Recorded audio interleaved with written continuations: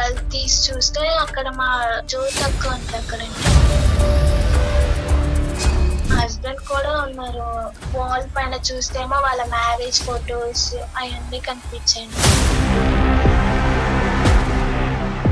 ఇప్పుడు గర్భవతి అంటున్నావు నువ్వు?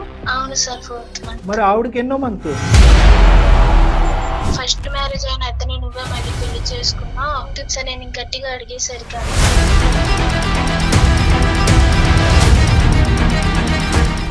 హాస్పిటల్కి వెళ్ళావా? వెళ్ళానక్క. అదే అక్క, నాకెందుకక్క అసలు మీ ఇద్దరు కలిపి ఇలా చేశారు?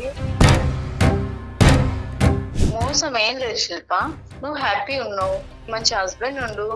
నువ్వు నీకున్న అమాయకత్వానికి ఎవరు వచ్చి నేను చేసుకున్నా. సెకండ్ మ్యారేజ్ అయిందని అందరికి తెలుసు, నీకు తప్ప. నువ్వు వచ్చేసి మీ హస్బెండ్ కాడికి వచ్చేస్తే నేనేం లేను కదా అక్కడ, మీరిద్దరే హ్యాపీగా వెళ్ళిపో. ఇంటికి ఎందుకు వెళ్ళాను? అమ్మ, ఇద్దరికి చవడ ఒలిచేస్తామని చెప్తున్నాను. పిచ్చి పిచ్చి వేషాలు వేయద్దు. ఏమో బొమ్మలాట అనుకున్నారా? అమాయకురాల్ని పిచ్చిదాన్ని చేయటం అనుకున్నారా? ఏ అమ్మాయి వెతుక్కెళ్ళి ప్రేమించిందా మీ ఆయన్ని? నా భర్తను కూడా నీకు ఇస్తానని అప్పుడే చెప్పు ఉండవలసింది కదమ్మా నువ్వు. అది ఎక్కువ చెప్పలేదేమో కానీ అది కూడా ఇచ్చేసాను కదా సార్. అదేమన్నా పెద్ద త్యాగం అండి మీరు చేసింది? మీరు చేసే వ్యాపారం అమాయకులైనటువంటి ఆడపిల్లల్ని ట్రాప్ చేయటం, ఇంటికి తీసుకురావటం, మీ మొగుళ్ళకి సుఖాలు చూపెట్టడం, వీళ్ళ చేత పిల్లలు కనిపించటం. నువ్వు వాడు ఇంకా లేడు లైన్లో, కానీ వాడికి నా దగ్గర నుంచి నిజంగా పడి ఉండేవి. ఇద్దరు both of your criminals.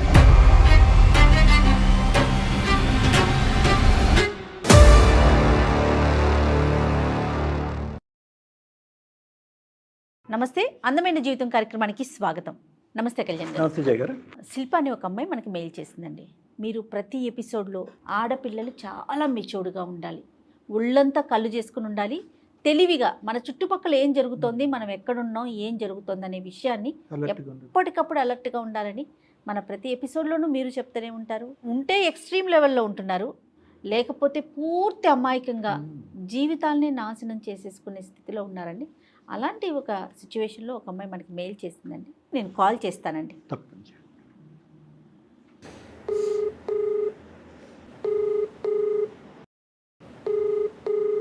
Hello. Hello, నమస్తే అండి. శిల్ప గారా మాట్లాడేది?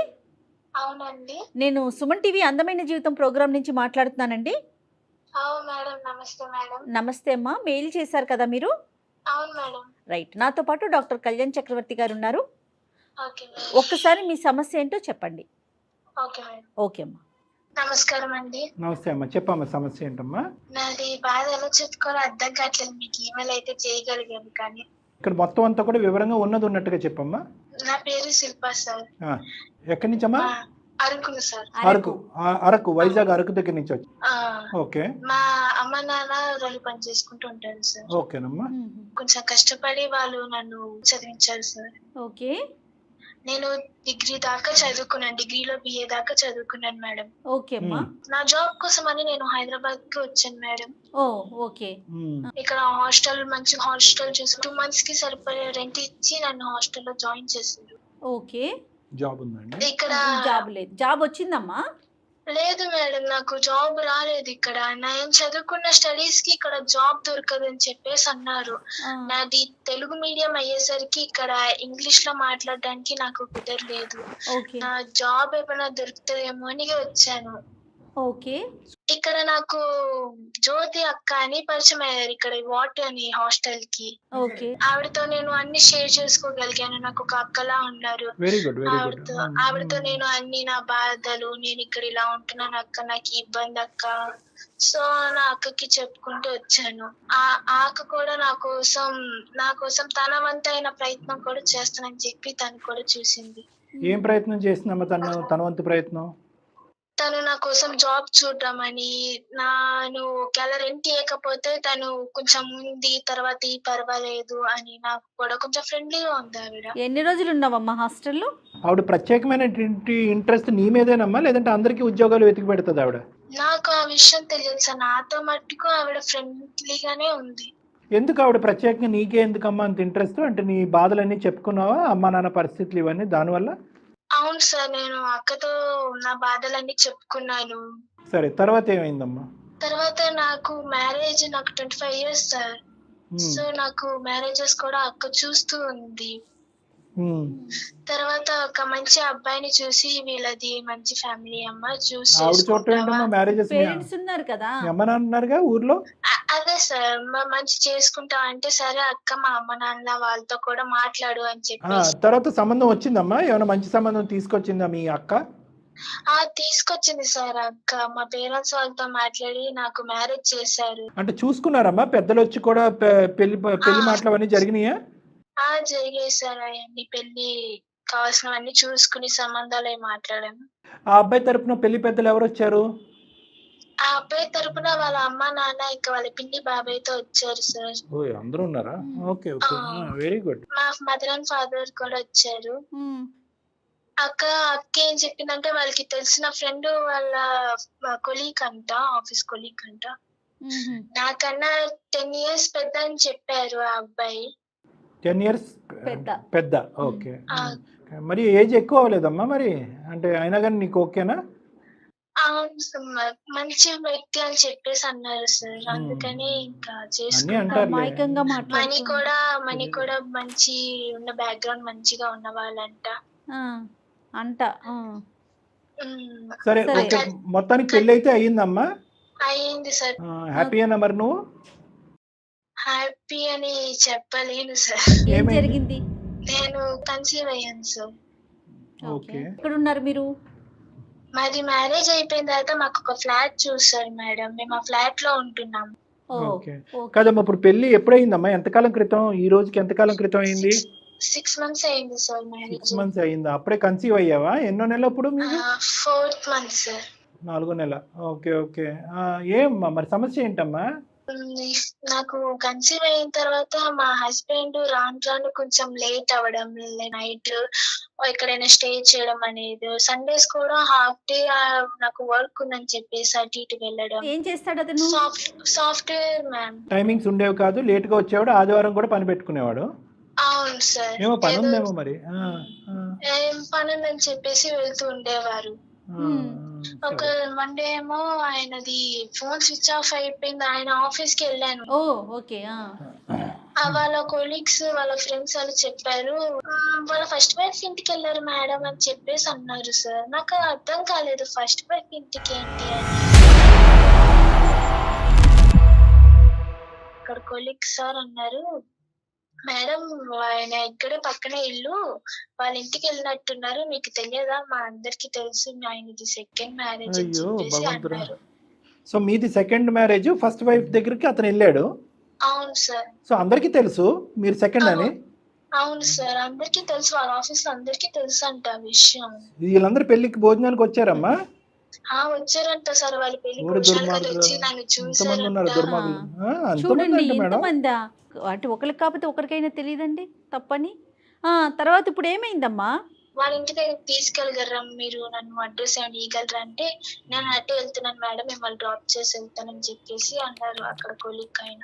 ఓకే, అయితే నన్ను డ్రాప్ చేసి వెళ్ళండి అయితే అని చెప్పేసి నేను ఆయన అడిగితే, వాళ్ళ ఇంటి దగ్గర డ్రాప్ చేసి వెళ్ళారు ఆయన.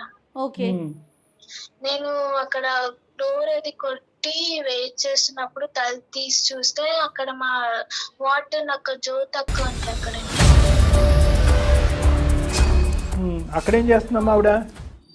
నేను లోపలికి వెళ్ళి చూస్తే అక్కడ మా హస్బెండ్ కూడా ఉన్నారు తనతో పాటు. ఏంటక్క ఇదంతా అని చెప్పేసి అడిగాను. వాల్ పైన చూస్తేమో వాళ్ళ మ్యారేజ్ ఫొటోస్ అవన్నీ కనిపించాయి నాకు. అయ్యో భగవంతుడా. అంటే అతని ఫస్ట్ వైఫ్ జ్యోతి అక్క. అక్క ఇప్పటికీ అంత మర్యాదగా పిలుస్తున్నారా? అక్క అక్క అక్క అని 100 సార్లు వాళ్ళ ఇంట్లోనే పిలిచి ఉండరు ఇన్నిసార్లు. ఇంత నువ్వు మరీ ఇంత అమాయకంగా ఏంటున్నానా?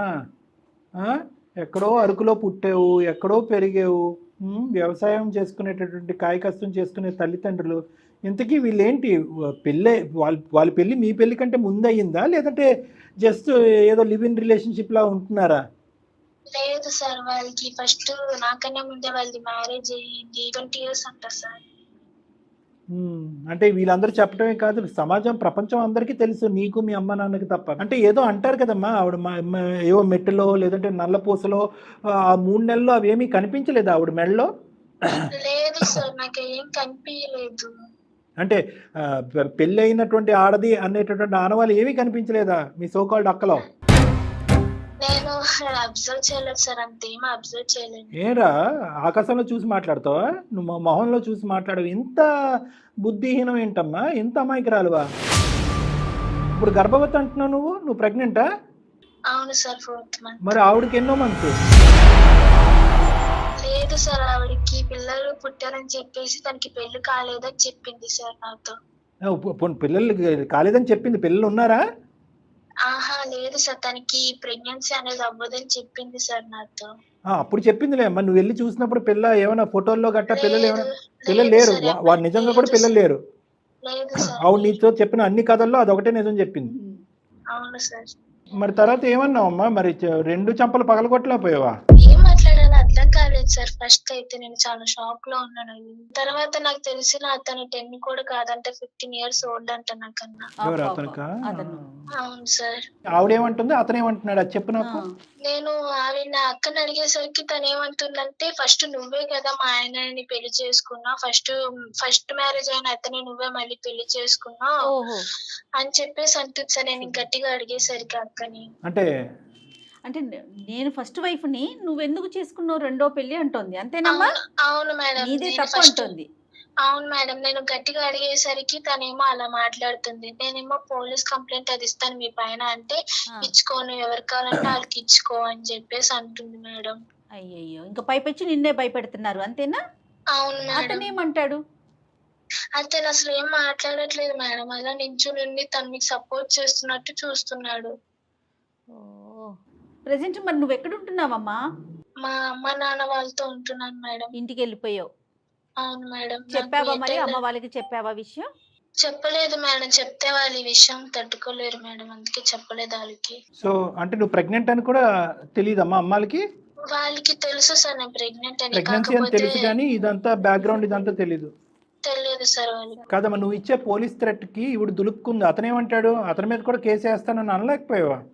అన్నాను సార్, నేను వాళ్ళిద్దరి గురించి కలిపే అన్నాను. అంటే అప్పుడు అక్కే అంది, నువ్వేమంటావు అనుకో, ఫస్ట్ నువ్వే మా ఆయనని వల్ల వేసుకుని తను పెళ్లి చేసుకున్నావు అని చెప్పేసి అంటుంది. అతను సైలెంట్, ఈవిడ లౌడ్ స్పీకర్, అంతే కదా? అవును సార్. కేసు ఏమైనా ఫైల్ చేసావమ్మా పోలీస్ స్టేషన్ లో? లేదు సార్, ఏమైనా చేస్తే మళ్ళీ నా పైన నాకు రివర్స్ మాట్లాడుతుంది సార్, ఏమైనా అంటుంటే. అమ్మా ఆవిడ ఈ విషయం అమ్మాయికి తెలిస్తే వాళ్ళు తట్టుకోలేరు సార్. అవి పెద్దల సమక్షంలోనే పెళ్లి అయింది కదమ్మా మీది? అవును సార్. ఇరువైపులా వాళ్ళ పెద్దలు వచ్చారు, వాళ్ళ ఫ్రెండ్స్ వచ్చారు, మీ సైడ్ మీ పెద్దలు వచ్చారు. అవును సార్. నేను అడిగేది ఏంటంటే, ఈవిడ ఇతన్ని పరిచయం చేస్తున్నట్టుగా నీ దగ్గర ఏమైనా ఆధారాలు ఉన్నాయా? స్టార్టింగ్ లో మెసేజెస్ కానీ, ఇలా ఒక సంబంధం ఉంది, సో అండ్ సో ఉన్నాడు, చాలా మంచి కుర్రోడు, మంచి కుటుంబం, ఆ అబ్బాయిని నేను పరిచయం చేస్తాను, ఏదో ఒక ఆధారం ఉండుంటది కదా నీ దగ్గర? లేదు సార్, అదేం లేదు. మీ అమ్మ నాన్నతో మాట్లాడిన వాయిస్ రికార్డింగ్ ఉందమ్మా? లేదు సార్, డైరెక్ట్ గా మాట్లాడింది సార్ వెళ్ళి మా అక్క. ఓకే, సో మీ ఈ జ్యోతి అనే అమ్మాయి వాళ్ళ భర్తను నీకు పరిచయం చేస్తున్నట్టుగా, అతనే నీకు కాబోయే భర్తగా ఎటువంటి ఆధారాలు అయితే నీ దగ్గర లేవు? లేవు సార్. సో వాళ్ళు నిన్ను ఎలా ఇరికించారంటే, నువ్వే ఇష్టపూర్వకంగా అతన్ని పెళ్లి చేసుకున్నావు అనేటటువంటి దాంట్లో ఇరికించారు. అవును సార్, నేనే అతన్ని ప్రేమించి పెళ్లి చేసుకున్నట్టుగా వాళ్ళని ఇరికించారు. Okay okay. ఎందుకు ఇలా చేసుంటారమ్మా, నువ్వేమనుకుంటున్నావు? తెలియదు మేడం, నేను ఎంత అడిగినా నీకెందుకు ఇదంతా, మేమైతే నిన్ను బాగానే చూసుకున్నాం కదా, మీ అమ్మ నాన్నల అప్పులన్నీ తీర్చేసాం, నీకు మంచి ఉద్యోగం అది ఇస్తున్నాం అని చెప్పేసి అంటున్నారు. సో ఎన్ని సంవత్సరాలు అయిందమ్మా వాళ్ళ పెళ్ళయి పిల్లలు లేరు అంటున్నావు కదా, అదేమన్నా కారణమా నిన్ను చేసుకోవటానికి ఈ దొంగతనం? తెలియదు సార్. ఏమీ తెలియదు. ఎంత అమాయకంగా ఉందో చూడమ్మా, ఎంత అమాయకంగా ఉన్నావు తల్లి. నేను ఏమైనా అడుగుతుంటే ఇదే నాతో చెప్తున్నారు, నేను మిమ్మల్ని బాగా చూసుకున్నాం కదా, నీకేం ఇబ్బంది లేకుండా మా ఇద్దరం చూసుకున్నాం కదా, ఇంకేంటిది నీకు ఇంకేం కావాలని చెప్పేసి మళ్ళీ నన్ను అడుగుతున్నారు. సో నువ్వు ఈ రోజు ఒక నిమిషం శిల్ప, ఇప్పుడు నువ్వు మాకు చేసింది దేనికమ్మా? అంటే వాళ్ళు ఇచ్చే ఆఫర్ తీసుకుని అలాగే కంటిన్యూ అయిపోవాలి అనే ఆలోచన ఎక్కడన్నా నీకు ఉందా లేదా? లేదు సార్, నాకు ఇదంతా ఎందుకు చేస్తున్నారు, అసలు నాకు ఎందుకు మళ్ళీ ఇతన్ని ఇచ్చి పెళ్లి చేశా అని అడిగితే నీకు దీనిదంతా అనవసరం, నేను మిమ్మల్ని బాగానే చూసుకున్నాను కదా అంటున్నారు సార్. సరే సరే, వాళ్ళు బాగానే నీకేం కావాలమ్మా? వాళ్ళు ఏదన్నా కాకమ్మ కబురు చెప్తారమ్మా. ఓకే, పిల్లలు లేదంటారు, లేదంటే నువ్వు అందంగా ఉన్నావు అని అంటారు, మా ఆయనకి ఇంకోళ్ళు కావాలని రాత్రి అడిగాడు అని అంటారు, ఏదన్నా కథలు చెప్పచ్చు.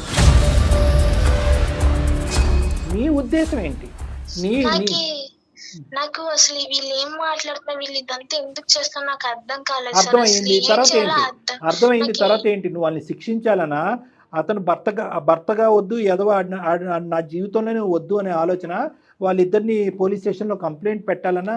సరే, వాళ్ళ దగ్గర నుంచి కారణం కనుక్కోవాలి, ఎందుకు చేశారనేది. కారణం నిజాలు చెప్తారా అబద్ధాలు చెప్తారో మనకైతే తెలీదు. ఏ కారణం చెప్పినా at the end of the day నువ్వు మోసపోయావు.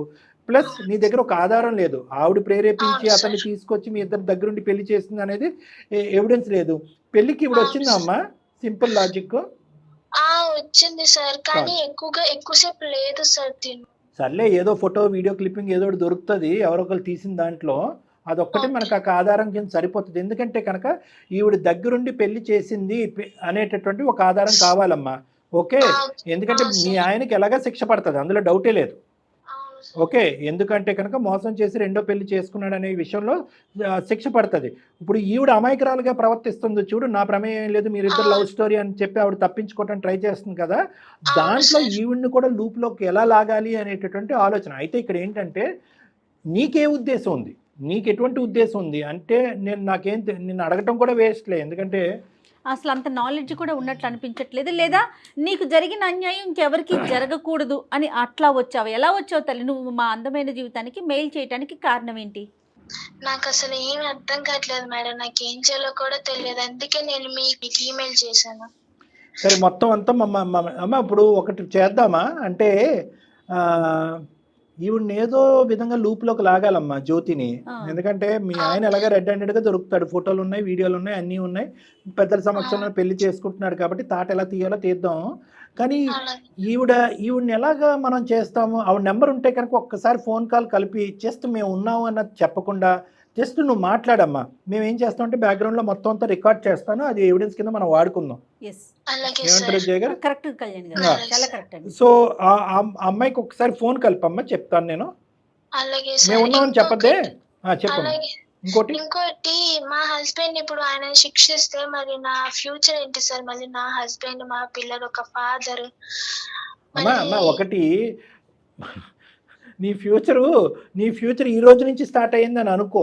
ఓకే, నీ బిడ్డ అనేటటువంటిది ఒక ప్రశ్న అయినా కూడా అటువంటి మోసం చేసి ఒక ఎజెండాతో ముందుకు వచ్చినటువంటి ఒక వ్యక్తి నలుగురిని పెట్టి నలుగురిని నోరులు మూయించి అందరినీ పెళ్లికి పిలిపించి అందరి చేత అక్షింతలు వేయించి పప్పన్నం తినిపించేటటువంటి ఒక క్రిమినల్ నీకు భర్తగా కావాలా? నీలాంటి అమాయకురాలివి. ఇప్పుడు అతనికి శిక్ష పడితే ఇప్పుడు నువ్వు కంటతడి పెట్టుకుంటావా? అక్కడి నుంచి నీ జీవితం ప్రారంభమైందని అనుకో అమ్మా. ఎట్టి పరిస్థితుల్లో అటువంటి వ్యక్తి ఆ అమ్మాయికి విడాకులు ఇచ్చి, ఎవరు ఆ భయంకరమైనటువంటి ఆ బ్రహ్మరాక్షసికి విడాకులు ఇచ్చి నీ జీవితంలో ప్రవేశించినా కూడా నువ్వు తలుపులు వేయాలి ఆ మనిషి మొహం మీద. వాడు దుర్మార్గుడమ్మా, నీకు అన్యాయం చేయలేదు. అరే ఇంత రామాయణం అంతా చెప్పిన తర్వాత రాముడికి సీత ఏమవుతుందని అడిగినట్టుంది అమ్మా. వాడు తడిగొడ్డతో గొంతులు కోసే రకం, వాడు నీతో పాటు ఎంతకాలం ఉంటాడనేది తెలీదు. నీకు ఒక బిడ్డ కన్నా తర్వాత ఆ బిడ్డను తీసుకుని వాళ్ళిద్దరు వెళ్ళిపోదాం అనేటటువంటి ప్లాన్లో ఉన్నారు. ఎల్లుండి నుంచి నీ చేత గిన్నెలు కడిగించి వంట వండించి బట్టలు ఉతికిస్తారు. ఇది ఐడియా. ఫ్రీ లేబర్ గురించి తీసుకున్నారు. మోసపోయింది చాలు, నీ జీవితం గుడ్డిగా మోసపోయింది చాలు. ఇప్పుడు నా భర్త ఏడండి, నా పెళ్ళి ఏంటండి, నా జీవితం ఏంటి అనేది కాదు. ఒక నరకం నుంచి బయటపడినప్పుడు ఇంకొక బాధని నీ జీవితంలో అనుభవించడం తప్పదు. ఇక్కడ నువ్వు నేను మనందరం కూర్చుని ఆలోచించవలసింది ఏంటంటే, పుట్టబోయేటటువంటి బిడ్డ పరిస్థితి ఏంటి అనేది ఒకటి ఆలోచించాలి. లేదా ఇంకో విధమైనటువంటి ఆలోచన, ఆ బిడ్డకి ఇంకో విధమైన, ఆ ప్రెగ్నెన్సీకి ఇంకో విధమైనటువంటి ఆలోచన నీకు ఏమన్నా ఉందా అన్నది ఆలోచించాలి. దయచేసి ఆ బిడ్డ నువ్వు, నీ ప్రెగ్నెన్సీ నువ్వు అనే సబ్జెక్టే మనం మాట్లాడుకోవాలి. కానీ ఇక్కడ నా భర్త అనేటటువంటి సబ్జెక్ట్ లేదమ్మా. వీళ్ళందరూ దొంగలు, పచ్చి దొంగలు, కిరాతకులు వీళ్ళు. వీళ్ళు బహుశా మారుమూల ప్రాంతం నుంచి వస్తారు. ఏమ్మా? అవును సార్, అవును మేడం. రైట్, ఓకే అమ్మా. సో అది అది మనం ఇక్కడ ప్రస్తావనలోకి తీసుకొచ్చినా తీసుకురాకపోయినా నీకుండే హక్కులు నీకు ఉంటాయి. అవును. ఒకప్పుడు ఆ సబ్జెక్ట్ కూడా ఉంటాయి కనుక నీకు డబల్ ట్రిపుల్ హక్కులు ఉంటాయి. కాబట్టి మొత్తం హక్కులన్నీ కూడా ఎలా ఉపయోగించుకోవాలనేది మేము చెప్తాము. ఫస్ట్ ఈ జ్యోతిని లూప్లోకి లాగుదాం అమ్మా. ఎస్, అలాగే సార్. Right right. తీసుకోమ్మ ఆవిడని ఒకసారి లైన్లోకి తీసుకో. ఎంత అమాయకంగా ఉందండి. Very bad madam, very bad. మాట్లాడమ్మ, ఒకసారి లైన్ కలుపు ఆ జ్యోతి గారికి. మీరు మాట్లాడుతున్న వ్యక్తి మీ కాల్ ను హోల్డ్ లో ఉంచారు. దయచేసి లైన్ లో వేచి ఉండండి. आप जिस व्यक्ति से बात कर रहे हैं హలో, చెప్పు. ఎక్కడున్నావు అక్క? ఇంట్లో ఉన్నాను. చెప్పు. బాగున్నావా? బాగున్నా. హాస్పిటల్కి వెళ్ళావా? వెళ్ళానక్క. అదే అక్క, నాకెందుకు అక్క అసలు మీ ఇద్దరు కలిపి ఇలా చేశారు? ఏం చేసాం? మళ్ళీ మోసం చేశారు. మోసం ఏం లేదు శిల్ప, నువ్వు హ్యాపీ ఉన్నావు, మంచి హస్బెండ్ ఉండు, నీకు నేనేం మోసం చేయలేదు. నీ అప్పులు తీరినాయి, నీకు మంచి లైఫ్ ఇచ్చిన, నేనేం చేసిన? నీకు ఇంకా మంచి లైఫ్ ఇచ్చిన. అసలు నాకు ఎందుకు ఇలా చెయ్యాలి? అసలు సెకండ్ వైఫ్ గా నన్ను ఎందుకు అతనికి ఇచ్చి మ్యారేజ్ చేసిన? శిల్ప, నీకు ఒకటి గుర్తు పెట్టుకో, నువ్వు నీకున్న అమాయకత్వానికి ఎవరో అడుక్కున్నాడు వచ్చి నేను చేసుకున్నాను. నీ జీవితం ఇంకా నాశనం అయిపోదు. నేను మా ఊర్లో పంచాయతీ పెట్టిస్తాను అక్క, పోలీస్ కేసు వేస్తాను పైన. చెప్పుకో, నువ్వేమన్నా చెప్పుకో, నువ్వే నా మౌన్ని ట్రాప్ చేసి పెళ్లి చేసుకున్నావు అని నేనే కేసు పెడతా నీ పైన. అట్లా ఎట్లా పెడతావు? అట్లే పెడతా. సెకండ్ మ్యారేజ్ అయిందని అందరికి తెలుసు, నీకు తప్ప. అట్లీస్ట్ నీకు కూడా తెలుసా నేను చెప్తా. నేను చెప్తాను అక్క, నీ పైన పంచాయతీలో అది పెట్టిస్తాను. నువ్వు ఎక్కడ చెప్పుకుంటావో అక్కడ చెప్పుకో, నేను అన్ని చెప్పే చేసిన అని నేను చెప్తా. ఓకేనా? అన్ని తెలిసే చేసుకుంది సార్ అని నిన్ను ఎవరి ముందైనా చెప్పుతా. అసలు అలా ఎందుకు చేశారు అక్క మీరు? నీకు ఇప్పుడు ఏం తక్కువైంది? అన్ని బానే ఉన్నాయి. నువ్వు వచ్చేసే మీ హస్బెండ్ కాడికి వచ్చేస్తే నేనేం లేను కదా అక్కడ, మీరిద్దరే హ్యాపీగా వెళ్ళిపో. ఇంటికి ఎందుకు వెళ్ళాను? నాకు ఏం మాట్లాడాలో అర్థం కావట్లేదు మీరు మాట్లాడుతుంటే. ఎవరు తీసుకొచ్చారమ్మా ఈ సంబంధం జ్యోతి? ఎవరు? ఎవరో ఒకళ్ళే. సంబంధం ఎలా వచ్చింది ఈ అమ్మాయికి? మీరు ఎవరు సార్? అమ్మ, మేము సుమన్ టీవీ అందమైన జీవితం ప్రోగ్రాం నుంచి మాట్లాడుతున్నాము. నా పేరు జయలక్ష్మి, నాతో పాటు డాక్టర్ కళ్యాణ్ చక్రవర్తి గారు కూడా ఉన్నారమ్మా. మీ కన్వర్జేషన్ మొత్తం విన్నాము. తనే మాకు మెయిల్ చేసింది తన సమస్యకి ఒక పరిష్కారం చెప్పమని. అసలు నువ్వు ఎందుకు పెళ్లి చేస్తావు? పెళ్లి చేయలేదు సార్, అసలు ఆమెనే మా ఆయనను చూసి ఇష్టపడి చేసుకుంది సార్. నేనేం చేయలేదు. Okay okay. ఆ అమ్మాయి వచ్చి మీ ఇంట్లో ఎత్తుక్కుంది మగాళ్ళు ఎవరు ఇక్కడ ఖాళీగా ఉన్నారని చెప్పి. సడన్గా మీ ఆయన అక్కడ కనిపించాడు కాబట్టి ఇతను కావాలని వేలెత్తి చూపెట్టేటప్పటికి నువ్వు కళ్యాణ మండపం బుక్ చేసి పెళ్లి చేస్తావు, అంతే కదా? ఎందుకమ్మా ఏదైనా అబద్ధం ఆడితే అతికినట్టు ఉండాలమ్మా. నీ తడబాటు ఇవన్నీ వింటూ ఉంటే కనుక దగ్గరుండి నువ్వు ఈ పెళ్లి జరిపించావు, దగ్గరుండి ఈ సంబంధం కుదిర్చావు, దగ్గరుండి అందరినీ మోసం చేసావు అని చెప్పి ఎంతమంది నోర్లు మూయించారమ్మా నువ్వు మీ ఆయన? మీ ఆయన పక్కన ఉన్నాడా? పక్కనుంటే ఈ ఫోను లేదు సార్. అమ్మా, ఇద్దరికి చవడ వచ్చేస్తాను చెప్తున్నాను. పిచ్చి పిచ్చి వేషాలు వేయద్దు. ఏమనుకున్నారు ఇప్పుడు వరకు? ఏమో బొమ్మలాట అనుకున్నారా? అమాయకురాలని పిచ్చిదాన్ని చేయటం అనుకున్నారా? మొత్తం మీరిద్దరు మాట్లాడుకున్న మొత్తం అంతా కూడా సంభాషణ మా దగ్గర రికార్డ్ అయ్యి ఉంది. ఆధారాలతో మీరిద్దరు అడ్డంగా దొరికారు. పెళ్లి ఫోటోల్లో కూడా నువ్వు దగ్గర నుండి పెళ్లి చేసినటువంటి ఆ ఫోటోలు మా దగ్గర ఉన్నాయి. అన్ని ఆధారాలతో మేము కట్టుదిట్టంగా మొత్తం ఏర్పాట్లు చేసాం. మీ ఇద్దరి చేత కటకటాలను లెక్క పెట్టించడం డౌటే లేదు.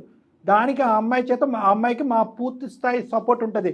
నాది కానీ, జయలక్ష్మి మేడం గారిది కానీ, సుమన్ టీవీది కానీ. ఏ అమ్మాయి వెతుక్కెళ్ళి ప్రేమించిందా మీ ఆయన్ని? మాటలు రావట్లేదు. ఏమ్మా చేసిందంతా చేసిన తర్వాత ఈరోజు మౌనంగా కూర్చుంటే కనుక అయ్యో పాపం ఈ అమ్మాయి కనువిప్పు కలిగిందని చెప్పి వదిలేస్తాం అనుకున్నారా? పడే శిక్ష ఎలాగా పడుతుంది, దానికి మేము అంతా రెడీగా ఉన్నాం. అసలు ఎందుకు చేశారో కారణం మేము తెలుసుకోవాలని అనుకుంటున్నాం. మేము కానీ మేము చూసేటటువంటి ఆడియన్స్ కానీ. నేనే తీసుకొచ్చాను సార్. ఎవరు? మీ ఆయన నువ్వు తీసుకొచ్చావా? సార్, అమ్మాయికి మంచి లైఫ్ ఇచ్చినా సార్ నేను. గడిది గుడ్డేం కాదు. ఏమి ఇచ్చారమ్మా? ఏంటి ఇచ్చారమ్మా లైఫ్? చెప్పండి చెప్పండి. తనకి హాస్టల్ ఫీజు కట్టుకోవడానికి అసలు కనీసం బట్టలు కూడా డబ్బులు లేకుండే. తను ఇప్పుడు ఎక్కడ ఉంటుంది తెలుసా సార్? అపార్ట్మెంట్ లో ఉంటుంది. తనకు కావాల్సింది ఉంది, కారులో పోతుంది, కారులో తిరుగుతుంది. అలాంటి లైఫ్ ఇచ్చిన సార్ నేను. అవన్నీ ఇచ్చావు. ఇవన్నీ ఇచ్చే ముందు అమ్మ నీకు హాస్టల్ ఫీజు కట్టినాను, ఇవన్నీ చేస్తాను, నా భర్తను కూడా నీకు ఇస్తానని అప్పుడే చెప్పు ఉండవలసింది కదమ్మా నువ్వు. నీకు అన్నీ ఇచ్చాను, ఫ్రీగా నా భర్తను కూడా నీకు ఇస్తాను రెడీమేడ్గా, వాడికి 10 సంవత్సరాలు కాదు 15 సంవత్సరాలు పెద్ద అని చెప్పి ఉన్నమాట ఉన్నట్టుగా చెప్తే కనుక ఆ అమ్మాయి తీసుకుంటుందో వదిలేస్తుందో అప్పుడు ఆలోచించి ఉండేవాళ్ళం కదా. అన్నీ ఓపెన్గా సహాయం చేసేదానివి, ఇదెందుకు వెనకత్త నుంచి వెన్ను పొట్టు పొడిచావు? సార్ అది ఎక్కువ చెప్పలేదేమో కానీ అది కూడా ఇచ్చేసాను కదా సార్.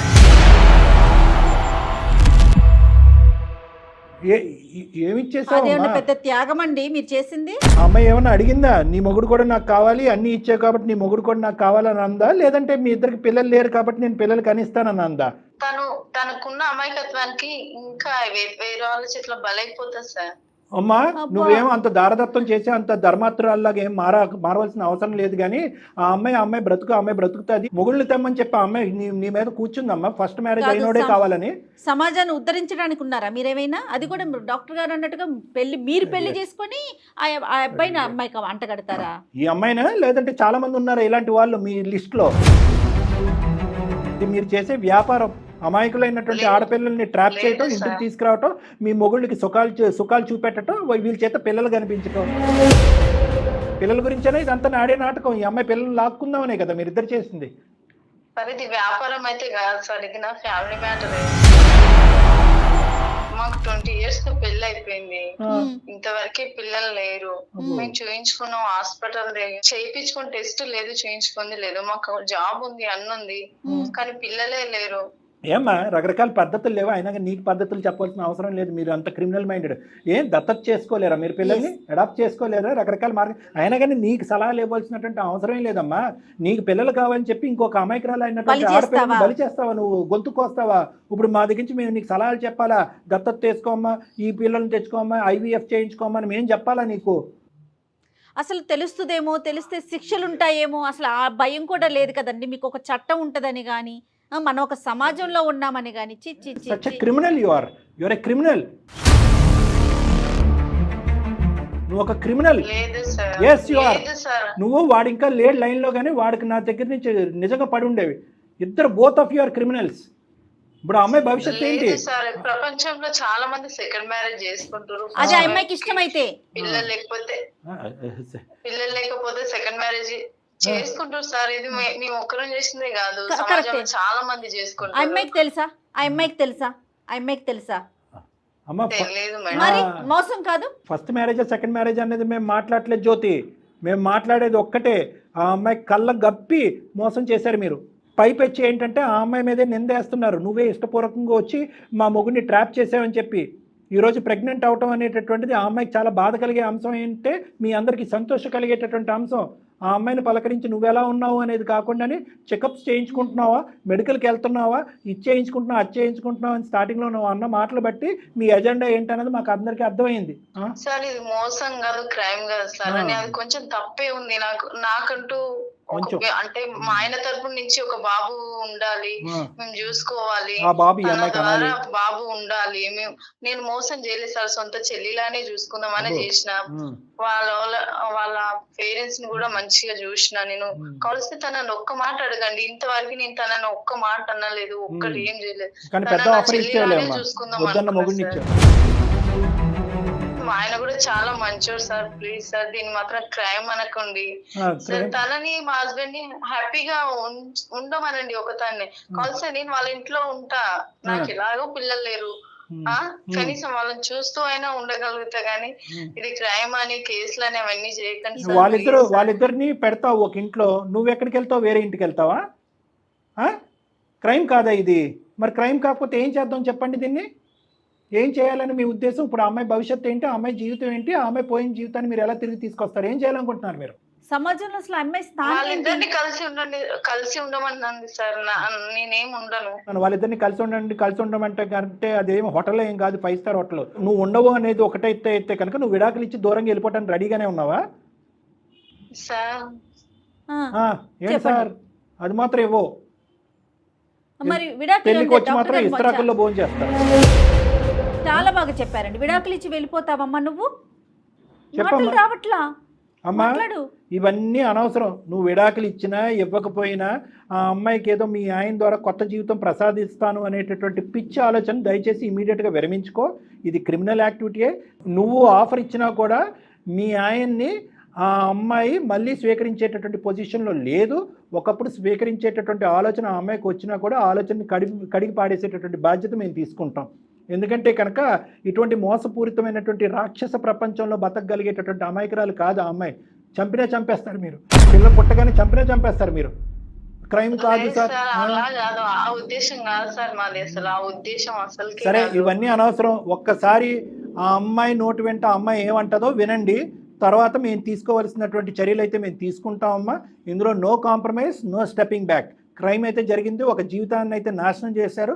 పుట్టబోయేటటువంటి బిడ్డ పరిస్థితి ఏంటి అనేటటువంటి పరిస్థితిలో మేమందరం తలమునుకులు అయ్యి ఉన్నాం. ఆగమ్య గోచరంగా ఉంది మా పరిస్థితి. అమ్మా ఏమంటావు శిల్ప? ఇప్పటికైనా గర్జించి మాట్లాడమ్మా, ఇప్పటికైనా కోపం తెచ్చుకోమ్మా. తను నాకు అసలు నేనే నన్ను ఎందుకు ఎంచుకున్నా నాకు తెలియదు. నీ అమాయకత్వం తల్లి తెలుస్తుంది, అది అందరికి అర్థమవుతుంది, నీకే అర్థం కాదమ్మా. ఇంకా నిన్ను ఎంత అడిగినా కూడా వేస్ట్. నువ్వు ఇమీడియట్గా నువ్వు మీ తల్లిదండ్రులకి చెప్తావా, మేము మీ తల్లిదండ్రులకి చెప్పాలనేది ఇమీడియట్గా ఇంకొక నిమిషం వేస్ట్ చేయకుండా దీని మీద యాక్షన్ ప్లాన్ అనేటటువంటిది మనం డిసైడ్ చేయాలి. లేదంటే వీళ్ళు తప్పించుకుని పారిపోయేటటువంటి దానికి అవకాశం ఉంటుంది. మొత్తం కాల్ రికార్డింగ్స్ అన్నీ కూడా మన దగ్గర ఉన్నాయి. నువ్వు మాతో పాటు ప్రయాణం చేసి మాకు హెల్ప్ చేయడానికి రెడీగా ఉన్నావా లేదా శిల్ప? అంతవరకు చెప్పు. రైట్. అతను నీ భర్తకి ఒకసారి ఆలోచించు శిల్ప. ఏం ఆలోచిస్తుంది? ఎలా చూసుకుంటా నిన్ను శిల్ప? లేదక్క నాకొద్దు. అమ్మా ఇంకా అమ్మాయిని మభ్యపెట్టి మాయ చేసే ప్రయత్నం చేయొద్దు. చాలు నువ్వు చేసినటువంటి జగన్నాటకాలు. మీకు మీ చేత ఊసలు లెక్క పెట్టించేటటువంటి ప్రయత్నంలో మేము ఉంటాము. అమ్మా మీ పేరెంట్స్ నెంబర్స్ మాకు షేర్ చేయమ్మా ఒకసారి. ఎవరు శిల్ప? తర్వాత మనం ఏ చర్యలు అయితే ఆ చర్యలు తప్పకుండా. ఇంకా ఆలోచించడానికి ఏం లేదమ్మా, ఇంతసేపు నీతో మాట్లాడటమే తప్పు. మేము ఆలోచించమమ్మా. తర్వాత మా తరపున ఉన్న లాయర్స్ ఆలోచిస్తారు, పోలీస్ స్టేషన్ లో ఉన్న పోలీసులు ఆలోచిస్తారు. చూద్దాం, ఆపమ్మా. శిల్ప, ఇప్పుడు బిడ్డకు సంబంధించినటువంటి అంశం ఒక కీలకమైనటువంటి అంశం. అది మీ కుటుంబ సభ్యులతో ఒక డాక్టర్తో విచారించి అది నీ సొంత నిర్ణయం. దాంట్లో మా ప్రమేయం అంటూ ఏమీ ఉండదు. ఓకే, బిడ్డని ఉంచాలా ఉంచకూడదా అనేటటువంటిది ఆ మాట కూడా నాకు అంటే ఇష్టం లేదు. అది ఏం బిడ్డ నువ్వు ఎత్తుకుని వెళ్తావా? చాలే నువ్వు కాసేపు ఫోన్ కట్ చేయమ్మా. నువ్వు ఆవిడని లైన్ కట్ చేసేసే. ఓకే శిల్ప, 3 things అమ్మా. ఒకటి, ఇమీడియట్గా మీ పేరెంట్స్కి చెప్పాలి, లేదంటే మేమన్నా కమ్యూనికేట్ చేస్తాం. నువ్వు ధైర్యంగా ఉండాలి, మాతో పాటు కలిసి పోరాడాలి. నీ దగ్గర ఉన్నటువంటి ఆధారాలన్నీ మాకు సబ్మిట్ చేయాలి. నీతో పాటు మేము కూడా పోలీస్ స్టేషన్కి వస్తాము. పోలీస్ స్టేషన్ ఎక్కడైతే అక్కడ మా టీం వచ్చి కంప్లైంట్ పెడతారు. మనం ఒక లీగల్ లాయర్ హెల్ప్ తీసుకుందాం. ధైర్యంగా ఉండు, మేమందరం నీతో పాటు హెల్ప్ ఉంటాం. డెఫినెట్గా మా అందరి సపోర్ట్ నీకు ఉంటుందమ్మా. రైట్ అమ్మా. Okay, all the best. ఎంత అమాయకంగా ఉన్నారు కళ్యాణ్ గారు. ఇంకా కూడా అదే నేను చెప్పింది మీకు. నా అమ్మాయికి ఇప్పటికీ ఎమోషన్ రావట్లేదు, కోపం రావట్లేదు, ఏడుపు రావట్లేదు, ఏమీ రావట్లేదు. ఇప్పటికీ ఎందుకు చేశారు? అది ఆ క్వశ్చన్కి ఆన్సరే వెతుక్కుంటుంది తప్ప తన జీవితం ఏంటి అనేది ఆలోచించలేకపోతుంది.